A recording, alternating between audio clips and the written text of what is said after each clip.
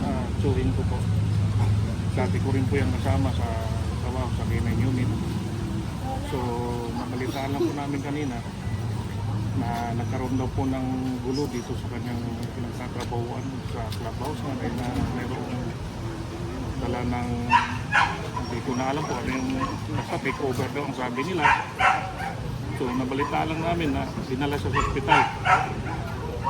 After nun, pumunta kami sa ospital, hindi namin naabutan ng buhay yung aming tuloy namin. Sir, ano daw ang kinamatay, sir?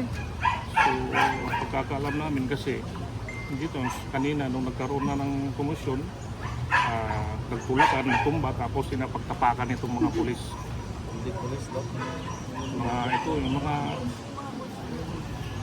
yun ang sabi-sabi, pinapagtapakan. Kaya gusto namin makita yung CCTV footage kung ano talaga totoong nangyari. Sir, ilang taon na sir yung tsuhin niyo? Magbe-birthday po yan ngayong April. Okay. Ilang taon na siya sir? 47 something.